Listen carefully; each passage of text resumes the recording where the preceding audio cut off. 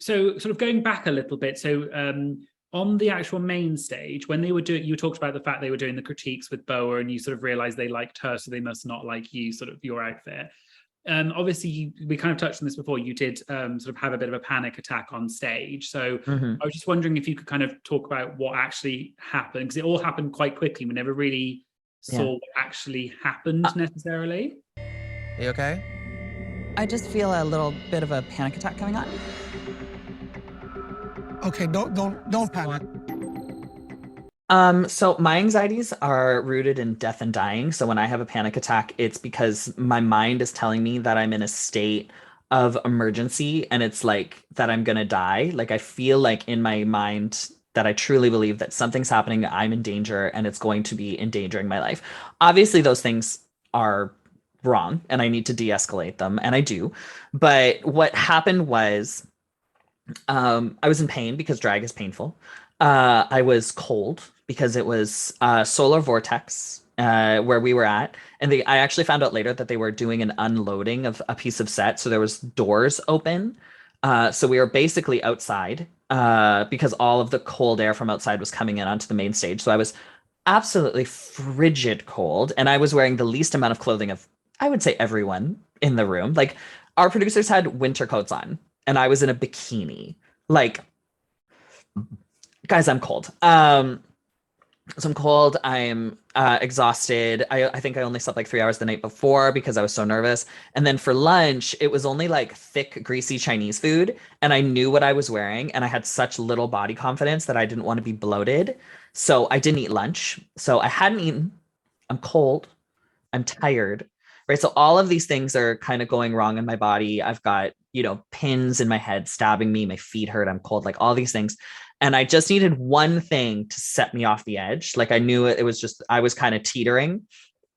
And when I knew they weren't going to like me, I was like, maybe they just won't like me and it'll be soft and we'll move on. But they were ruthless and a lot of it didn't get aired. Like a lot didn't get aired. There was a lot of really hurtful things that were said about my body, like just my composition of and stuff. And seeing now, like a lot of them who have come out with things like maybe it was something said through an earpiece or something, but there were some unkind things said. I don't want anything to come over and like to put hate on anyone, because a lot of people from the show have, they are nice people and it is just a TV show and it has been 3 years. But there was some things that were said that weren't, didn't make me feel the best. So from there, it kind of just pushed me over the edge. Then it started like, I started to feel dizzy.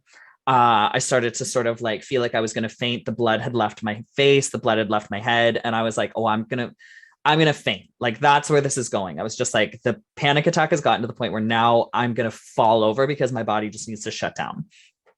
So it was when Stacy was kind of I remember Stacy was asking me, what's in your box? What's this? What is this? I started to just see like 3 of her, like everything started to get blurry and I started cold sweating and everything. And that's when it started to happen. So I knew from myself, boundary queen, I had to put a boundary down and I had to say, nope, I'm having a panic attack and I'm just going to go through with this right now. And I'm going to do it. And I thought they were going to cut the cameras because that's what I thought you would do if someone was in a state where they were, like that, but they didn't. That's fine. So I just went through it and I knew I just need to go through this moment right now. I need to have some water. I need to de-escalate. And then I need to move on. And I did do that. And they were kind enough to allow me to go through that and to warm me up a little bit. Because another thing you didn't see because they didn't air it was I yelled, I'm so fucking cold. Like I was just like, I just had to let them know I'm freezing. So they wrapped me up in a blanket, let me drink some water, calm down. And then I was able to finish the critique. But I feel like the critique did influence, or my panic attack did then influence the rest of the critique, because it went from you're so ugly, this is horrible, to I actually kind of like it. It's not that bad. And I was like, let's not do this. And I even said to not Brooklyn, but who was the guest judge again? What was her name? Alicia Cuthbert. Alicia Cuthbert. I said to Alicia, I was like, babe, we don't have to do this. You can tell me it's ugly. I've had my moment. I'm fine now. You can say it's ugly. And she went, no, I promise it's good. And I was just like, okay, then I'm done. Like, we're fine. Like, we don't have to do this then. Like, let's move on. Yeah, it's very you're very very self-aware, because like, yeah, I couldn't tell, because I don't really know. I knew of I think that's how you pronounce him, Alicia, I think, or Elisa, whatever it is. I knew Alicia. her, she's a famous actress, and she was really sweet. And I actually thought, like I said, I thought your outfit was actually quite cute. I mean, maybe not compared to some of the other people's, but it was certainly not the worst I've ever seen. But the bit that I thought was quite funny, and I thought it showed that you had sort of quite strength of character, was she sort of said, oh, you haven't heard my critique, and you sort of went, I'll be there in a minute, just let the blood go to my head. And then you sort of said, okay, and you flung off the blanket. And I thought it was such like a kind of cool moment of you being like, right, done, let's move on. You didn't get to hear my critiques. Oh no, baby, I'm gonna be here for your critique as soon as that blood rushes back to my head. Yeah. Go for it. We're good. Let's do this. Yeah, that's very much me when I come out of one of those. I'm like, okay, it's over. No one talk about it.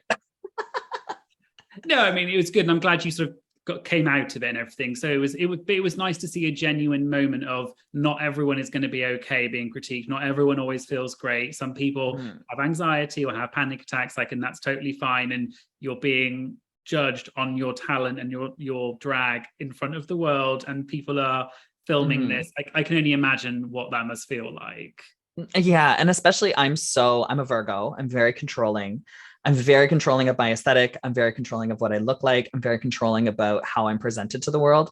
So to have so little control, I didn't like, I didn't like that. I was just like, I don't always look like this. I look incredible. I look beautiful when I walk out.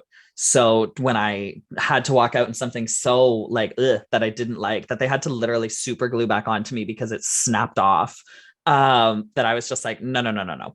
I don't like this. So I think there was a lot of factors that kind of went into it. It's I can totally understand.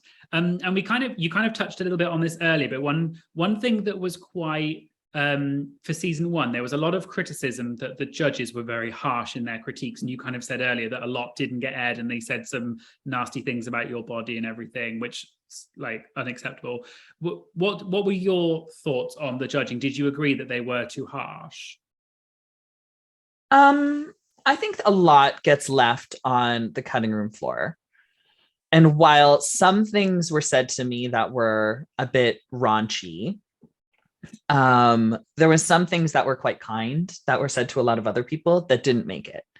So I think that while they were a little harsh at points, I feel like there was a lot. I feel like there was a direction with the editing where they wanted them to look harsh, because there was a lot of moments where like there was explanations of why they were saying things that were left out. And there was a lot of like nice things that they had said that were left out. And a lot of just the kind of harsher things were left in. So I think, yeah, maybe they were a little rough around the edges and they could have softened a little bit. But I also think it's not just one person.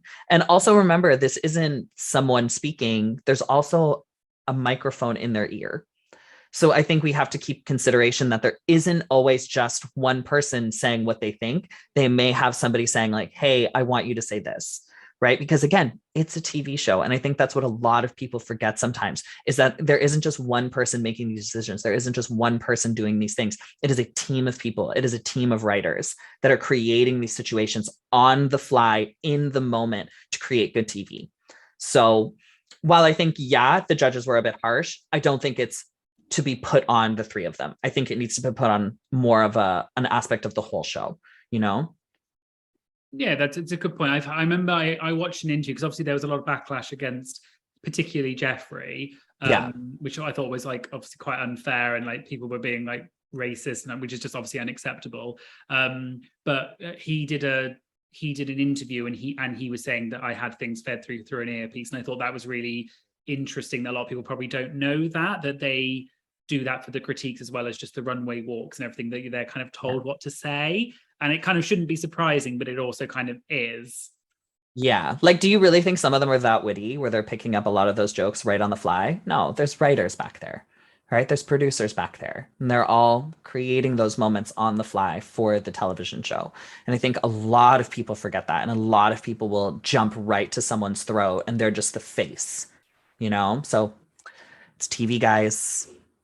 Yeah, and I think obviously the judge, I think if you watch season 2 and 3, I think they have softened it. So maybe I think they've learned from season 1. I think maybe it seems softer, I think, in my opinion, than season 1. Season 3, I think they finally found a good middle ground, because season 2, I felt like they were almost like too scared to be a little mean. Like they were just so nice. And I was just like, oh God, say something. But season 3, I feel like they kind of found their kind of flow.